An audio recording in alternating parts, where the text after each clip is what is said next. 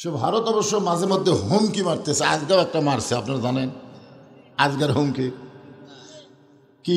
জি হুজুর দেখি, দেখো আপনি বলেন।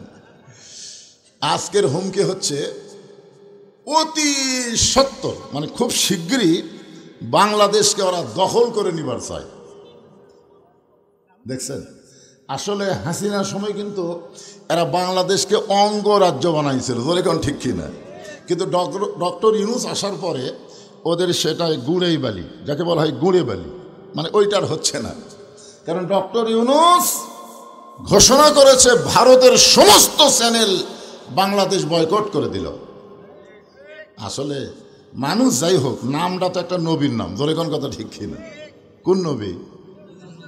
ইউনূস নবীরে খাইল মাছেতে গিলিয়া, ফেরেশতা পাঠাইলেন আল্লাহ ইসমে আজম দিয়া, দমে দমে সে হরদম পড়ে সে ইসমে আজম, মাছেরই উদর হইতে বাঁচাইলে প্রাণ। সবাই বলেন আল্লাহ আল্লাহ, তুমি জানলি জানালহু, শেষ করা তো যাই না গেয়ে তোমার গুণগান। জোরে বলেন আলহামদুলিল্লাহ।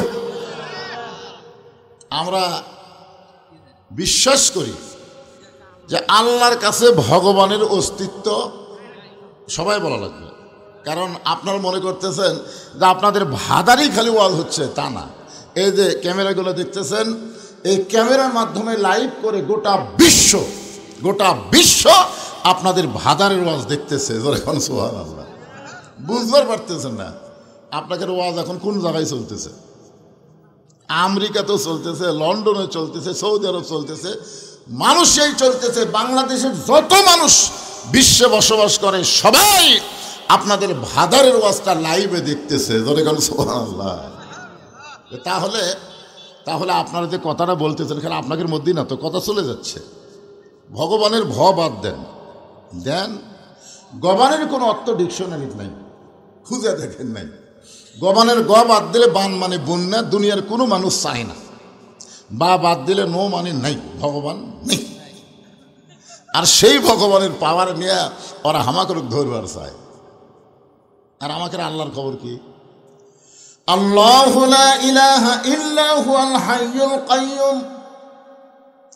যদি আপনার মন চায় আলিফ বাদ দেন, লিল্লাহি মা ফিস সামাওয়াতি ওয়াল আরদ।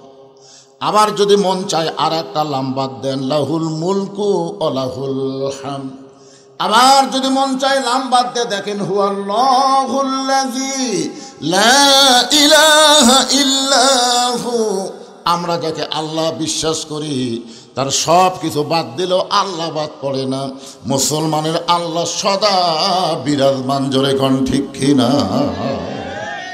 এখন আপনারা বলেন, আমাদের ভারতে জন্ম নেওয়া ভালো না বাংলাদেশে জন্ম নেওয়া ভালো?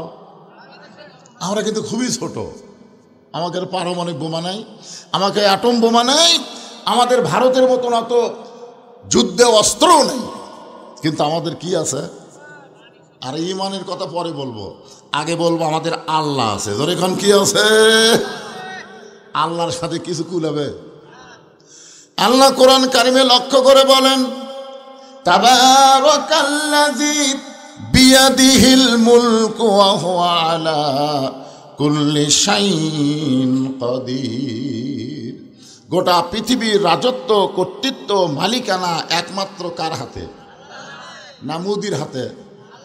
কার হাতে? এটা কিন্তু বিশ্বাস করে বলা লাগবে। আল্লাহ রাসূল বলেছেন, এমন একটা সময় আসবে তখন হিন্দু মুসলমানের মধ্যে একটা যুদ্ধ শুরু হবে। সেই যুদ্ধের নাম হলো গজওয়াতুল হিন্দ। এই যুদ্ধে যে সমস্ত মুসলমান দুনিয়া থেকে বিদায় নেবে, রাসূল বলেছেন তাকে বদরই শহীদদের সঙ্গে আল্লাহ কবুল করে নেবে। তাহলে আমাকে লাভ না লস? আমরা মরে গেলেও জান্নাত, বেঁচে থাকলেও লাভ। আর হিন্দুদের খবর কি? মরে গেলে। এই জন্য মুসলমান কোনো কিছুকেই ভয় করে না, কারণ মুসলমান বিশ্বাস করে মিনহা খালাকনাকুম অফিহা নুয়ুদিকুম অমিনহা নুখরিজুকুম তারাতান উখরা। আল্লাহু আকবার। আমরা আল্লাহর প্রশংসা কেন করব? আপনারা একজন বললেন আল্লাহ সুস্থ রাখছে তাই না, এটাও কারণ, কিন্তু 1 নম্বর কারণ হলো আল্লাহ দয়া করে রহম করে আমাদেরকে মুসলমানের ঘরে মুসলমান হিসাবে কবুল করেছেন। যদি হিন্দুর ঘরে পাঠাতো তাহলে আমাদের অবস্থাটা কি হতো? যদি ইহুদি খ্রিস্টানদের ঘরে আল্লাহ পাঠাতো আমাদের করার কিছু আছে? কিন্তু আল্লাহ ওই সকল ঘরে না পাঠায় সরাসরি আমাদেরকে মুসলমানের ঘরে কবুল করেছেন। খুশি না বেজার? তাহলে জবান খুলে বলি আলহামদুলিল্লাহ। এখানে কোনো গল্প করা চলবে না, একে কোনো কথা চলবে না বাজান। আছেন আমার মুক্তার, আছেন আমার ব্যারিস্টার, শেষ বিচারের হাইকোর্টেতে তিনি আমায় করবেন পার, আমি পাপী রাসূল জাবিন্দার। আমাদের ভাগ্য কত ভালো। রাসূল বলেছেন কেউ যদি সারা জীবন পাপ করে আর মৃত্যুর সময় যদি ঈমানের সাথে মৃত্যুবরণ করতে পারে, আমি রাসূল ওয়াদা দিয়ে দিলাম তাকে জান্নাতে না নিয়ে আমি রাসূল জান্নাতে যাব না। চিন্তা করছেন যে সারা জীবন যদি আমরা পাপ করি আর মরার সময় যদি ঈমানের সাথে বিদায় নেই, রাসূল আমাদের উকিল হবেন, আমাদের ব্যারিস্টার হবেন, আল্লাহর সামনে আমাদের ওকালতি করে আমাদেরকে জামিন করে জান্নাতে পৌঁছে দিবে। এমন একজন নবী পাওয়াতে খুশি না বেজার? এখন আপনাদের কাছে আমার প্রশ্ন হলো, আমাদের নবী কি শুধুই নবী? না না না, আমরা কিন্তু দরুদ শরীফের মধ্যে আরবিতে বলে দিছি, বাংলাতে হয়তো বোঝেননি। আল্লাহুম্মা সাল্লি আলা সাইয়্যিদিনা মুহাম্মদ। কি বলছেন? না না না, এই যে সাইয়্যিদিনা শব্দের অর্থ কি? আচ্ছা, এই সর্দার না কয়ে নেতা কওয়া যায় না? সর্দার একটু ছোট ছোট মনে হয়, এই লোকটা গ্রামের সর্দার না, নেতা বলে একটু বেশি পাওয়ারফুল মনে হয় না? তা আমাদের নবী কি সর্দার না নেতা? কেমন নেতা? আমার নেতা, তোমার নেতা। যারা না বলে মুখ বন্ধ করে থাকলেন থাকেন, কোনো অসুবিধা নেই, অসুবিধা আপনার। এই একটা স্লোগানে হয়তো আল্লাহ আপনাকে জান্নাতে কবুল করতে পারে। জোরে কোন পারে? কে পারে না? হ্যাঁ, আপনি কি মনে করছেন নামাজ দেয়া, রোজা দেয়া, হজ দিয়ে আপনি জান্নাতে যাবেন? আল্লাহ কোরআনে বলেছে ওয়াবতাগু ইলাইহি ওসিলা, যে কোনো একটা ওসিলায় আল্লাহ তোমাকে নাজাত দিয়ে দিব। জোরে কোন সুবহানাল্লাহ। আজকে যারা লেফের মধ্যে না ঢুইকা, তোষকের মধ্যে না ঢুইকা, এই ঠান্ডার মধ্যে শীতের মধ্যে যারা জান্নাতের বাগানে আছেন, এই ওসিলা আল্লাহ আমাদের জান্নাত দিবার পারে। জোরে কোন পারে কি পারে না? হ্যাঁ, মুসলমানের বাচ্চা মেলার মধ্যে কথা কয়, দেখছেন? মুসলমানের বাচ্চা, আরে আফসোস লাগে, আফসোস যে তুমি মুসলমানের সন্তান হয়ে আজকে কোরআনের মাহফিল বাদ দিয়ে তুমি মেলার মধ্যে গল্প করো। এত রাত এখনো তোমার মেলা শেষ হয়নি, কি বলেন? এই জন্যে এটা একটা ওসিলা হতে পারে। বিশ্বাস করতেছেন না নাকি? আচ্ছা, আল্লাহ কোরআনই বলেছেন ওয়াবতাগু ইলাইহি ওসিলা, আমি তোমাদের নাজাতের ব্যাপারে ওসিলা অন্বেষণ করবো। জোরে কোন সুবহানাল্লাহ। কারণ আল্লাহ তোমাকে জান্নাত দিবেই, দিবে না? দিবেই, কিন্তু কোন ওসিলাই দিবে? হতে পারে আজকের এই মাহফিলের ওসিলাই। এই বাবা, এখন তুমি আবার কি শুরু করলে? কি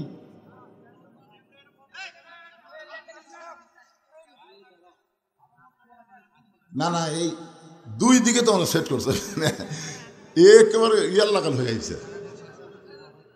এখন এই সাইডের লোকগুলোকে আমিও দেখতে পাচ্ছি না, ওরাও আমাকে দেখতে পাচ্ছে না, আন্দারা মার দেওয়া লাগতেছে। কি এক বিপদ! না না, ভাঙ্গা ফেলে দিলে হবে না।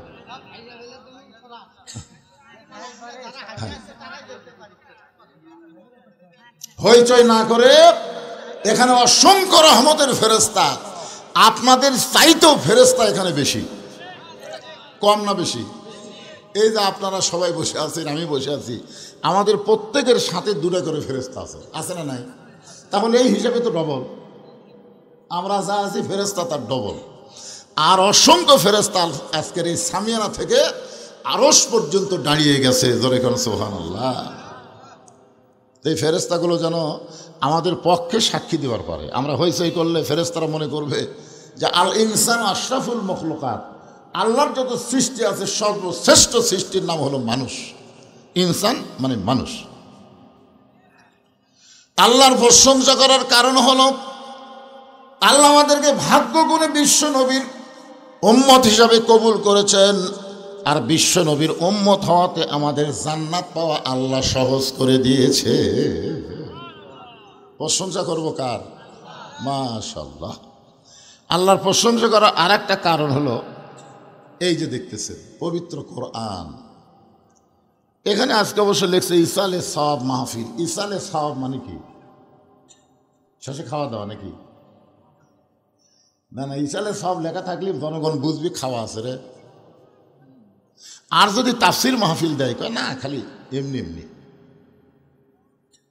ইসালে সওয়াব শব্দের অর্থ হলো আমাদের আপনজন যারা দুনিয়া থেকে কবরে চলে গেছে তাদের রুহের মাগফিরাতে সওয়াব পৌঁছায় দেওয়া। বিশেষ করে এখানে একটা গোরস্থান, কবরস্থান। আমি বললাম যে ভাই গোটা পাড়ার কি এটা গোরস্থান? বলে না হুজুর, পারিবারিক কবর আছে, তবে আমরা এটা নতুন করে একটা সম্মিলিত গোরস্থান তৈরি করছি। আল্লাহ রাসূল কিন্তু পারিবারিক কবরকে পছন্দ করেন নাই, তিনি সম্মিলিত গোরস্থানকে পছন্দ করে সর্বপ্রথম আল্লাহ নবী নিজের হাতে যে গোরস্থান তৈরি করছে ওই গোরস্থানের নাম হয়েছে জান্নাতুল বাকি। নাম কি? জান্নাতুল বাকি। সাহাবীরা বললেন হুজুর সম্মিলিত গোরস্থানের মধ্যে লাভ কি? আল্লাহ রাসূল বুঝাই দিলেন এভাবে, মনে করেন আমি গরমের ভিতরে ওয়াজ করতেছি, গরম ওয়াজ করার কারণে আমার গাওটা খুব ঘেমে যাচ্ছে, তখন এক লোক দয়া করে পাকাই না আমাকে বাতাস করতেছে, শুধুমাত্র আমাকে লক্ষ্য করি কিন্তু বাতাস করতেছে, হুজুর বাতাসে একটু ঠান্ডা হবে, কিন্তু আমার আশেপাশে যারা আছে ওদেরকে কিন্তু লক্ষ্য করেনি। এখন আশেপাশে থাকার কারণে এরা কি বাতাস পাবে? এই যে আপনাদের গোটা গোরস্থানে যে একজন আল্লাহওয়ালা শুয়ে থাকে, ওই আল্লাহওয়ালার জন্য আল্লাহ যখন রহমতের দরজা খুলে দিবে প্রত্যেকটা কবর রহমতের একটা অংশ পাবে। ধরে কোন সুবহানাল্লাহ। আর একলা একলা দিবেন, ভালো হলে ভালো, খারাপ হলে শেষ। আমরা সকলে মিলে মরার পরও একসঙ্গে থাকবার চাই, কি ভাই? এই জন্যই কিন্তু গোরস্থানকে লক্ষ্য করে আজকের মাহফিল। এখন আসেন কবরকে নিয়ে আমি আজকে আলোচনা করব, বেশি রাজনীতি করা যাবে না। এই গোলাম হোসেন যখন ওয়াজ করতেছিল, এক মেয়ে মানুষ, আমি যেখানে আছি ওখানে এক মেয়ে মানুষ বলছে এক নামাদের এই খালি রাজনীতি করে, একটা মেয়ে মানুষ। আমি ওটা শুনে ভয় খাইছি ভাই, হায় হায় এখন হাসিনার মায়ে আছে। আমি কেন আজ ওয়াজ শেষ রে, মরদগুলো তো বিল বিল করতেছে, আমি সব শুনতেছি, কে কি বলতেছে ওখান থেকে, ওদের পাশে খাওয়া দাওয়া হচ্ছে ওখানে কে কি বলতেছে আমি সব শুনতেছি, কিন্তু একটা মেয়ে যখন চিৎকার দিয়ে বললো এক নামাদের এই খালি রাজনীতি করতেছে, চিন্তা করছেন? তখন আমি নিয়ত করছিলাম রাজনীতি বাদ, খালি কবরকে নিয়ে ওয়াজ হবে। মরা যখন লাগবে কি নিয়ে মরবেন, কেন কবরে যাবেন, কবরে কেমনে গেলে আল্লাহ জান্নাত দিবে, এই বিষয়গুলো আপনাদের সামনে উপস্থাপন করার দরকার আছে না নাই? এইগুলোই বলবো। কোনো রাজনীতি ফাজনীতি নেই, হাসিনা যা করে করুক, আমাকে যা হয় হোক। হ্যাঁ, এই কারণে আমি একটা আয়াতে কারিমা তেলাওয়াত করেছি। আমাদের কাহালুতে কোনো মানুষ যখন মারা যায়, মরার খবর শুনেই সকলে বলে ইন্না লিল্লাহি ওয়া ইন্না ইলাইহি রাজিউন। আপনাদের শেরপুরের খবর কি? ওই একই খবর। তার মানে বোঝা গেল মরার পরে আমাদের কাহালু যা, আপনাকে শেরপুরও তাই। আসলে এটা কি মরার আয়াত? হ্যাঁ, এইটাই বুঝতে হবে আগে। আল্লাহ কোরআনে লক্ষ্য করে বলতেছেন ইজাব মানে যখন আসাবাতুহুম মুসিবাত, তোমাদের উপরে বিপদ আপদ মুসিবত আসবে, ক্বালু তখন তোমরা বলবা ইন্না লিল্লাহি ওয়া ইন্না ইলাইহি রাজিউন। এখন কি বুঝলেন? এটা কি মরার আয়াত না বিপদ আপদ মুসিবতের আয়াত? কারণ এখানে তো অ্যাঙ্গেলে নাই, ডাইরেক্ট একের শাব্দিক অর্থ আপনাদের শোনা দিলাম। ইজা মানে যখন, আসাবাতুহুম মুসিবা তোমাদের উপরে বিপদ আপদ মুসিবত আসবে, আল্লাহ বলতেছেন ক্বালু তখন তোমরা বলো ইন্না লিল্লাহি ওয়া ইন্না ইলাইহি রাজিউন। এখন যে আপনারা ইন্না লিল্লাহ পড়েন মানুষ মরার পরে, এই ইন্না লিল্লাহর বাংলা অর্থ কি?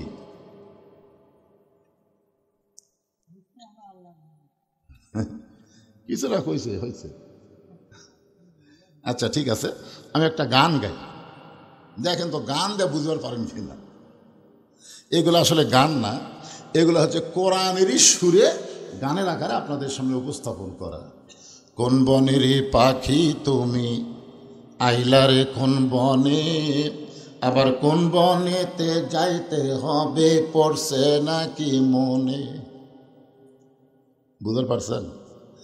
আমি একটু সহজ করে দিই, আমরা কোথায় ছিলাম, আমরা কোথায় আসলাম, আবার কোথায় যাব।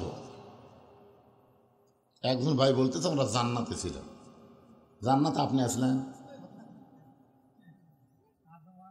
আদম আলাইহিস সালাম জান্নাতে ছিল। আদম আলাইহিস সালাম জান্নাতে ছিল। জান্নাতেই যদি থাকবে তাহলে কেন বললেন ওই গাছের কাছে যাও না? জান্নাতের মধ্যে কোনো হুকুম থাকবে না তো। জান্নাতের শর্ত হলো আলা তাস্তাহি আনফুসুকুম, তোমার মন যা চাবে তুমি জান্নাতে তাই করতে পারবে। ধরে এখন সুবহানাল্লাহ। আদম আলাইহিস সালামকে আল্লাহ কি বলছেন? ওই গাছের কাছে যাইও না। তার মানে বোঝা গেল জান্নাতে হুকুম আছে, সব গাছের কাছে যাবা, ওটার কাছে যাওয়া হবে না। এর মানে বোঝা গেল ওটা জান্নাত নয়। জান্নাতে যাইতে গেলে শর্ত হলো ফাদখুলি ফি ইবাদি ওয়াদখুলি জান্নাতি। এই আয়াতের বাংলা অর্থ হলো তুমি যখন আল্লাহর ইবাদতকারী বান্দা হয়ে যাবে তুমি তখনই জান্নাতে প্রবেশ করবে। ইবাদত করা ছাড়া জান্নাতে প্রবেশ করা যাবে একে ডাইরেক্ট ফাদখুলি ফি ইবাদি ওয়াদখুলি জান্নাত। এখন আমরা বলবো আমরা জান্নাতে ছিলাম না, আমরা একটা জগতের মধ্যে ছিলাম। সে জগতের নাম হলো আলমে আরওয়াহ। আলমে আরওয়াহ, রুহের জগৎ। এই রুহের জগৎ থেকে আল্লাহ আমাদেরকে পাঠাইলো দুনিয়ার জগৎ। এই দুনিয়ার জগৎ থেকে আমরা যাব কবরের জগৎ। যেরকম ঠিক কিনা? আল্লাহ রাসূল বলেন সর্বশেষে যেই ব্যক্তি দুনিয়া ছাড়বে কবরের জগতে তাকে কম পক্ষে 50,000 বছর থাকা লাগবে। কত বছর? বিশ্বাস করতেছেন না নাকি? আফসোসের কিছুই বোঝা যাচ্ছে মনে হয় কি?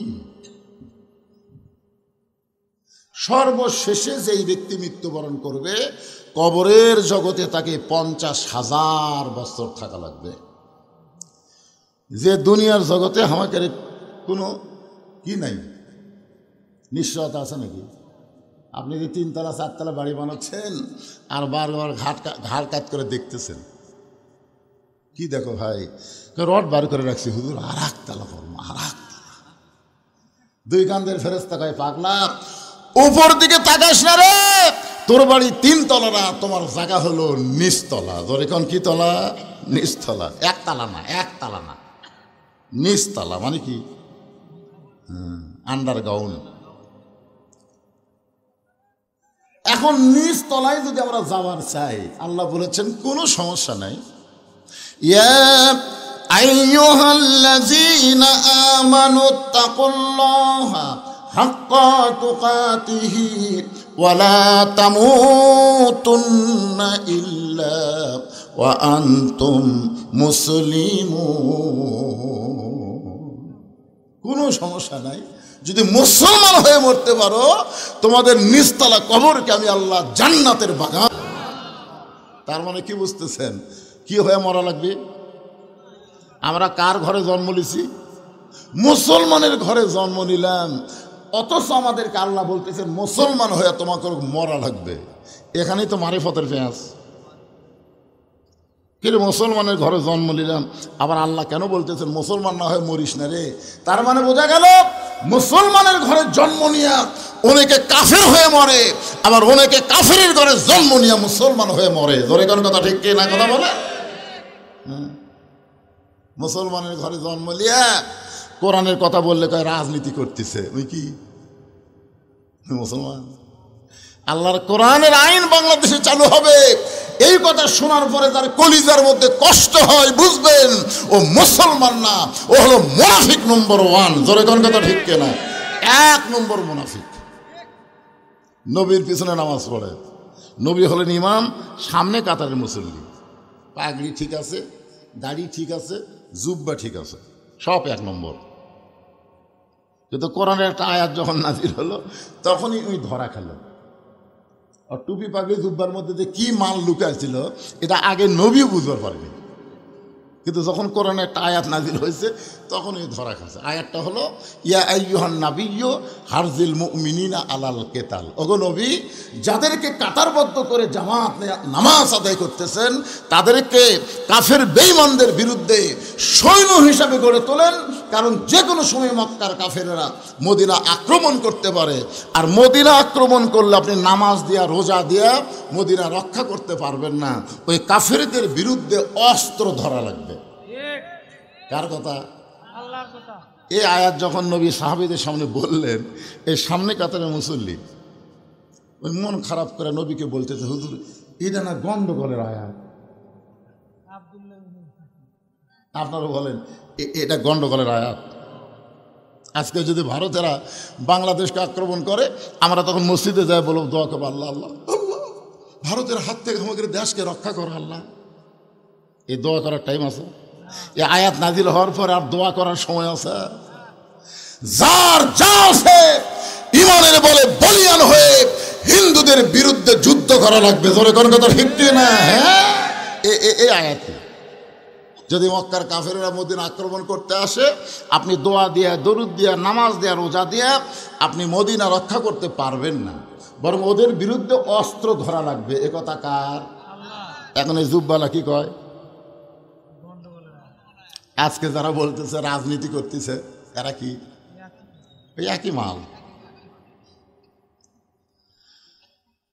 আল্লাহর নবী চমকে গিয়ে বললেন, মাবুদ, সামনে কাতারের মুসল্লি হইয়া তোমার আয়াতকে গন্ডগোলের আয়াত বলতেছি কে?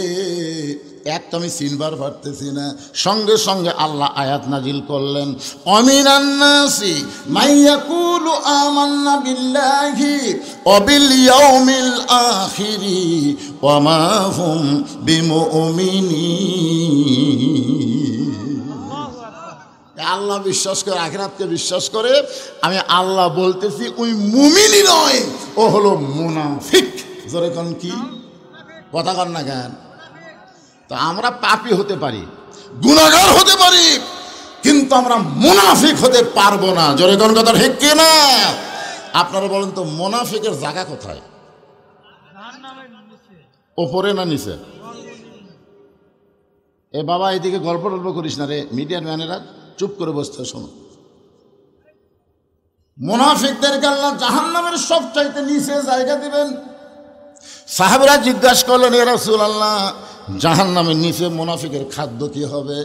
রাসূল বলেন, ওপরে যে কাফের থাকবে ওই কাফেররা যে পেশাব পায়খানা করবে ওই পেশাব পায়খানা হবে মুনাফিকের খাদ্য। তাহলে কাফেরের পেশাব পায়খানা হলো মুনাফিকের খাদ্য। এখন আপনারা বলেন আমরা কিছু মুনাফিক হবার চাই? তাহলে কি হয়ে মরা লাগবে? মুসলমান হয়ে মরতে গেলে আমাদের করণীয় কি? এই যে একটা গজল আছে, কিন্তু যেদিন ডাক পড়িবে কবর মাঝে যাইতে, জোগাড় কিছু করছ বন্ধু তার মাঝে বিছাইতে। আপনার বলেন তো কবে ডাক পড়বে? দেখেন কি বলতে, কিন্তু যেদিন, মানে সময় বান্ধা দেয়নি বাজান। যদি আল্লাহ বলতো যা তুই যাচ্ছ যা, তুই 60 বছর বাঁচত, তুই 70 বছর বাঁচত রে, তোকে আমি সময় 70 বছর দিলাম, তাহলে 50 বছর যা ইচ্ছা তাই করে 51 থেকে একেবারে তৌবা তাসির করিয়া বুঝলেন আমি যা হুসিল দিন গুনতেছি। এই সবাই বলে বয়স বাড়ে, আমি বলি কমে রে। একটু মনোযোগ দিয়ে শুনবেন, যে কোনো সময় যদি আমাদের মৃত্যু হয় তাহলে আমাদের এখন থেকে প্রস্তুতি গ্রহণ করা লাগবে। আর মুসলমানের 1 নম্বর প্রস্তুতি হলো নামাজ। নামাজ যদি না থাকে আপনি ঈমান এবং মুসলমানিত্ব রক্ষা করতে পারবেন না। এখন আসেন মনোযোগ দিয়ে শোনেন, ইজা আসাবাতুহুম মুসিবাতুন ক্বালু ইন্না লিল্লাহি ওয়া ইন্না ইলাইহি রাজিউন। বিপদ আপদ মুসিবত যখন আসবে, এখন আপনাদের কাছে আমার প্রশ্ন হলো, এখানে সংক্ষেপে ছোট প্রশ্ন, খুব ছোট, যে বর্তমানে আপনাদের শেরপুর এই এলাকার জন্য সবচাইতে বড় বিপদ কি? যে বিপদের সময় আল্লাহ ইন্নালিল্লাহ পড়ার হুকুম দিল, কলু মানে কি আল্লাহ ফরজ করে দিল। এখন আপনারা বলেন আপনাদের এলাকায় সবচাইতে বড় বিপদের নাম কি?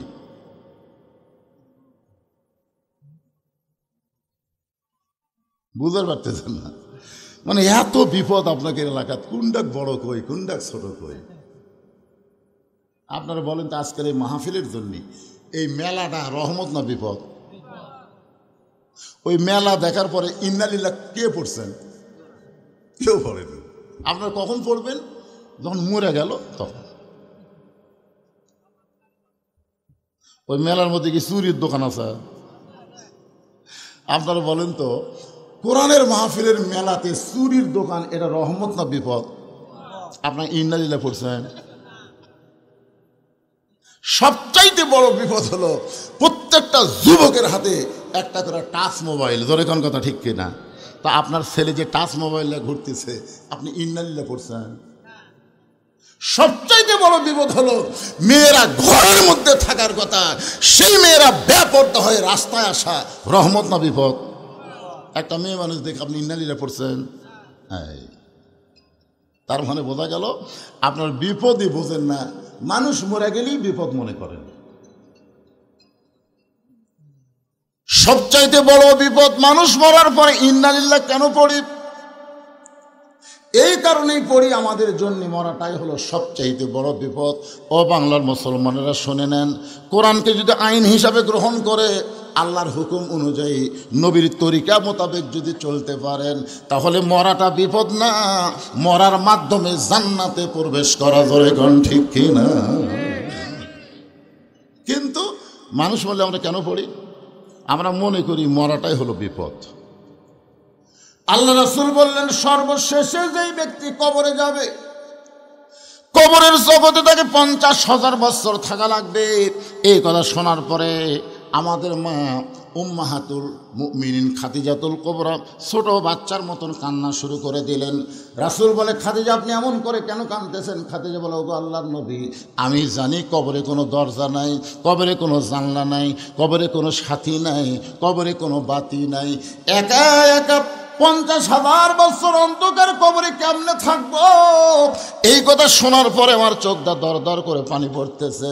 আল্লাহর নবী খাদিজার চোখের পানি মুছা দিয়া কপালে একটা চুম্বন দিয়ে বললেন, খাদিজা, ওই আল্লাহর শপথ করে বলতেছি, ঈমান গ্রহণ করার পরে আপনি আল্লাহর সঙ্গে যে সম্পর্ক গড়ে তুলেছেন, আল্লাহ আপনার কবরকে জান্নাত বানায়া দিবে।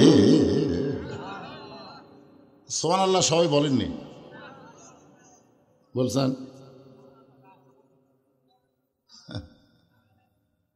এবার এই তিনজন কি গল্প করে রে?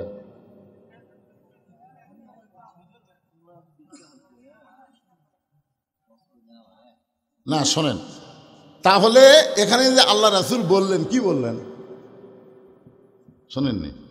খেয়াল করেননি? এদের তরিকতের লাইনে একটা কথা আছে, খিয়ালেতে রাখো মন, খিয়ালো অমূল্য ধন, খিয়ালো হারাইয়া গেলে সব হবে তার কারণ। আগে যখন আমি ছোটোবেলায় হাল বোতাম, হালুয়া বোঝেন না, আমি সবসময় 2 নম্বর হাল ধরতাম। 2 নম্বর হাল ধরে আমার কোনো সময় ঘুম ধরতো। তো একদিন গরুর পাওয়া ফাল ঢুকছে, আমার আব্বা এসে চর দেখা, এই তুই খেয়াল করে হাল বলছ। আসলে কিন্তু আমার খেয়াল ছিল না, বেখেয়াল হয়ে গেছে, ঢুকে গেছে।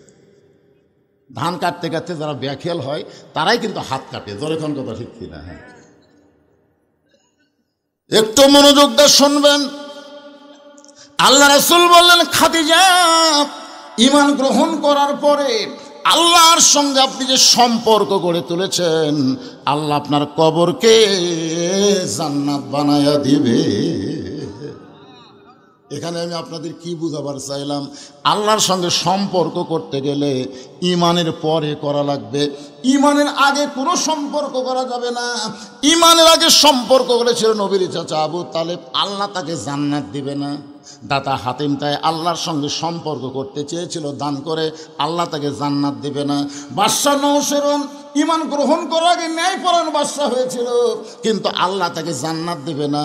আল্লাহর যত কাজ তুমি করবার চাও আগে ইমান গ্রহণ করার পরে তারপরে করা লাগবে। ধরে কোন ঠিক কি না? আপনি নামাজ পড়বার গেলে আগে কি লাগবে? জোরে কোন? ইমান। ইমান ছাড়া নামাজ পড়লে হবে? আসরে নামাজ পড়ার পরে জমিত গেছে, দেখো ওপর জমিত পানি চলমল করতেছে, নিচে ওর জমিত পানি নেই। কে রে, এত পানি উপরে, আমারটা পানি নেই। ওই চারিদিকে তাকা ছিল, চারিদিকে তাকা, কেউ নাই। আস্তে করে বসে জমির আল কাটা দিয়ে ওই পানি দিয়ে হাত ধোছে, ধুয়ে আবার দাঁড়ায় চারিদিকে তাকায় বলতেছে আলহামদুলিল্লাহ, কেউ দেখেনি। এখন আপনারা বলেন, লোকটার কিন্তু আসরের নামাজ আছে, কিন্তু কি নাই? ইমান যদি থাকতো তাহলে বলতো যে কেউ না দেখলো আল্লাহ দেখতেছে রে। জোরে কোন ঠিক কি না? সাহাবেরা বলল যে রাসূলুল্লাহ মা হুয়াল ঈমান, এই ঈমানটা কি? আল্লাহ রাসূল বললেন ইকরার বিল লিসান, তাসদিক বিল জানান, আমল বিল আরকান, এরই নাম হলো ঈমান। জবানে বলতে হবে লা ইলাহা ইল্লাল্লাহ, জবানে বলা লাগবে। সবাই বলেন লা ইলাহা ইল্লাল্লাহ, লা ইলাহা ইল্লাল্লাহ, লা ইলাহা ইল্লাল্লাহু মুহাম্মাদুর রাসূলুল্লাহ। আপনার বলেন তো, এই ইকরার বিল লিসান রাসূল যদি বলতো এটা ঈমান, তাহলে আমাদের জন্য তো কোনো সমস্যাই হতো না। কিন্তু মারাত্মক ক্যাচ মারছে ভাই, তাসদিক বিল জানান। খালি মুখের মধ্যে কলেমা জপলে হবে না রে, ওই কলেমাটা কলিজার মধ্যে ঢুকান লাগবে। দরকার কার ভিতর? কলিজার মধ্যে যখন ইমানের জায়গা হবে, ওই লোকটার কাছে জীবনের চাইতে ইমানের দাম বেশি হবে।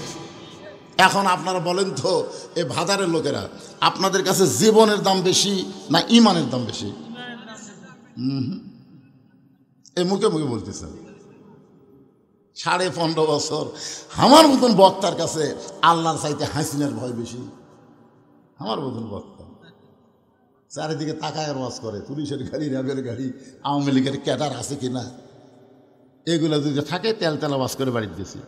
বউ আগেই ভয় দেখাচ্ছে পুলিশ যেন না ধরে, আজরাইল ধরবে, এ কথা আমার বউ একদিনও কয়নি, খালি বলছে পুলিশ যেন না ধরে। ইমানদারেরা পুলিশ ধরার ভয় করবে না, আজরাইল ধরার চিন্তা করবে। ধরে এখন কথা ঠিক কিনা? কথা বলেন। পুলিশ ধরলে আপনাকে ছাড়বে, কিন্তু আজরাইল ধরলে মনে ছাড়বে। একটু মনোযোগ দেবেন। তাসদিক বিল জানান মানে কলিজার মধ্যে ইমান। কলিজার মধ্যে যখন কারো ইমান ঢুকে যাবে, ওই মানুষটা জীবনের চাইতে ইমানের গুরুত্ব বেশি দিবে।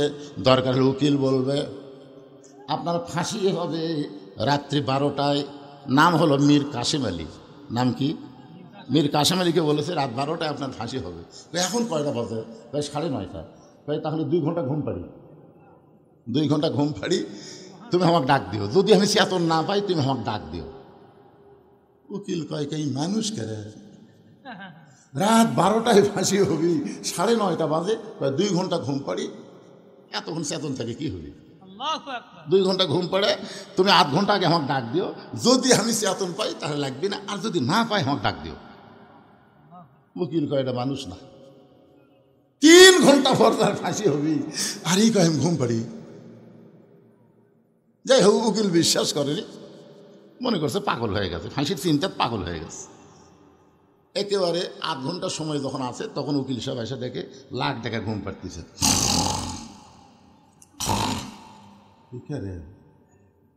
আর 8 ঘন্টা ফাঁসির সময় এখনো ঘুম পাড়ে, ডাক দিতে। লাভ ধরে বলতে ভাই ফাঁসির টাইম হচ্ছে? না স্যার, এখন 8 ঘন্টা আছে। তাহলে 2 রাকাত নামাজ পড়ি। অজু করে এসে 2 রাকাত নামাজ পড়ে এখানে পাঞ্জাবি টাঞ্জাবি গাওয়াত দিয়ে আতর সুরমা লাগে বলতে চ যাই।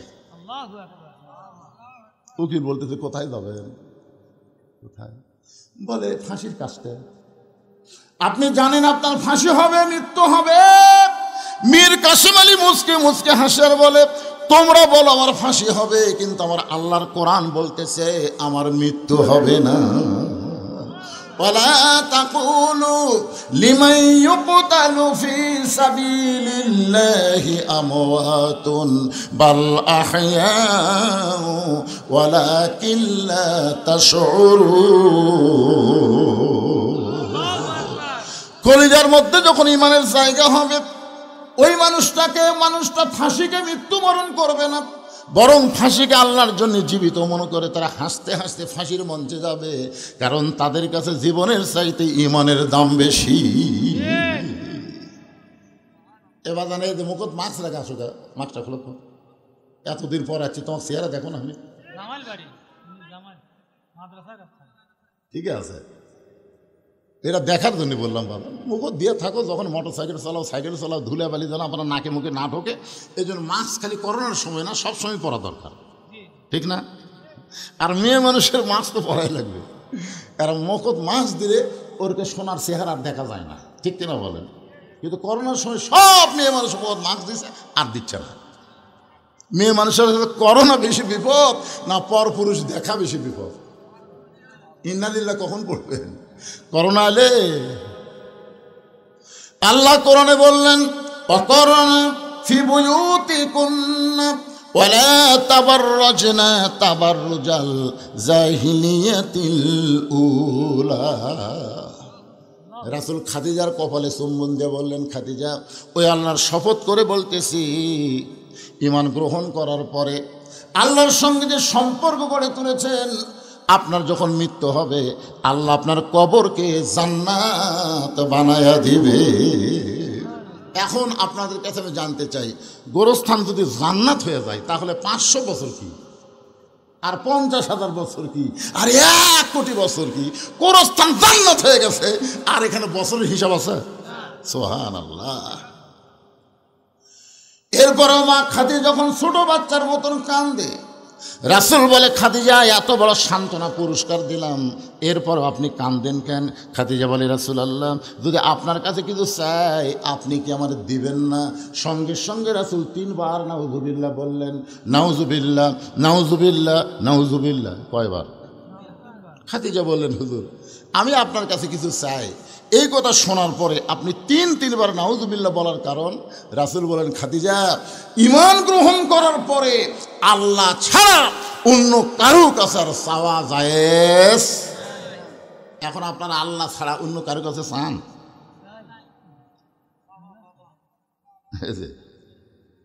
আমার দয়াল বাবার দরবারেতে কেউ ফিরে না খালি হাতে। একটা বক্তা আছে দেখবেন খালি বাবার ওয়াজ করে। আল্লাহর ধন নবীর দিয়া, আল্লাহ আছে গায়েব হইয়া, নবীর ধন খাজানিয়া শুয়ে আছে আজমিরে, কেউ ফিরে না খালি হাতে, খাজারে তোর দরবারেতে। জোরে কন, আরো জোরে কন। এটা কিভাবে বলা লাগবে? কেউ ফেরে না খালি হাতে, আল্লাহ তোমার দরবারেতে। ইয়াকা নাবুদু ওয়া ইয়াকা নাস্তাইন।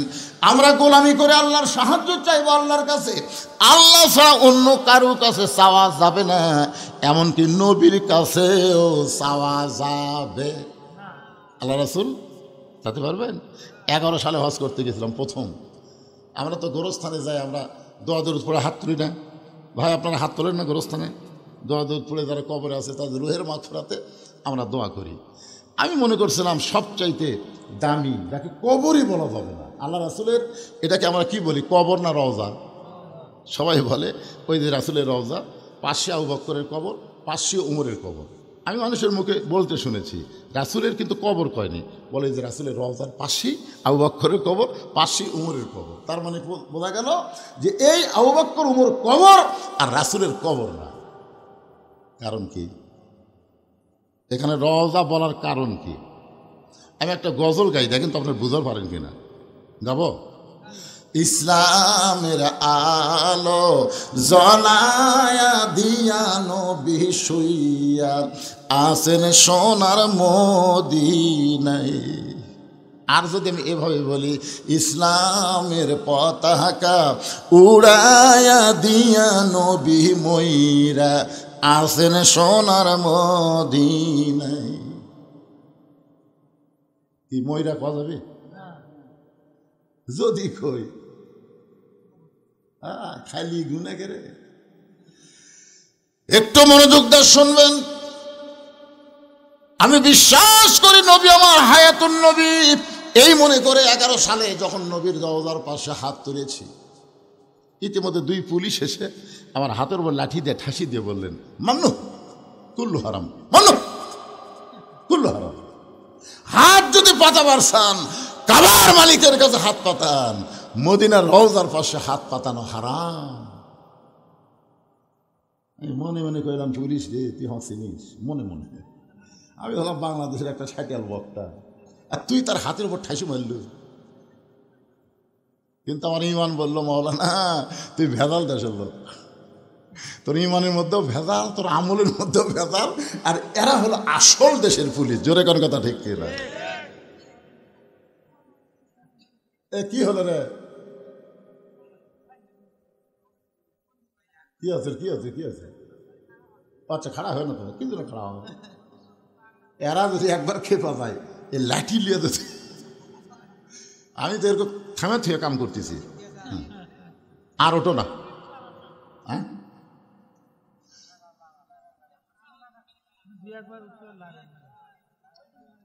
হ্যাঁ কি বলতেছিলাম, কি বলতেছি একটু মনোযোগ দিয়ে শুনেন। আজকের ওয়াজের শুরু থেকে শেষ পর্যন্ত কবরকে নিয়ে ওয়াজ হবে, কোনো রাজনীতি চলবি না। কিসের অ্যাঙ্গেল?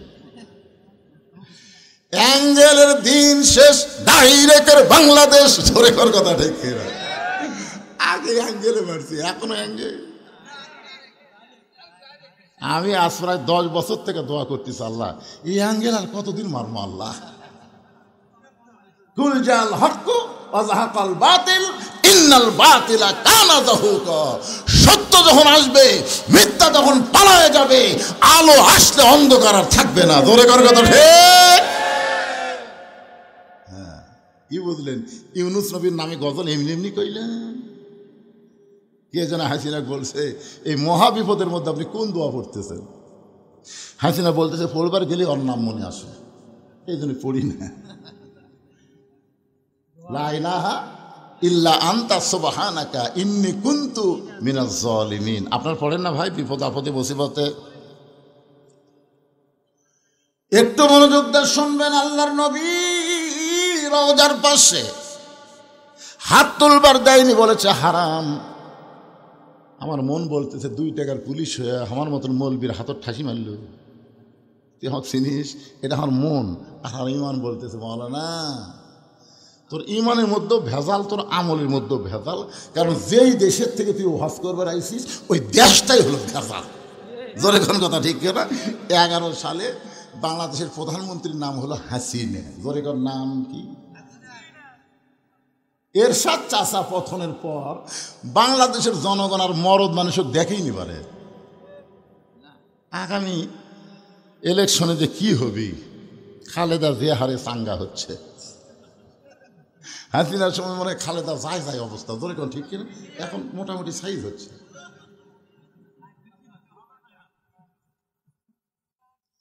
আপনারা একটা সিদ্ধান্ত নেন, মা তারাক্তু বাদি আলা উম্মতি ফিতনাতুন আদার রাজুল মিনান নিসাই, রাওয়াহুল বুখারী কিতাবুল ফিতান।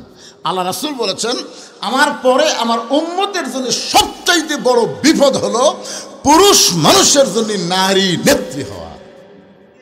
নারী নেত্রী হওয়ার পরে ইন্নালিল্লাহ কোনোদিন পড়ছে? এই দে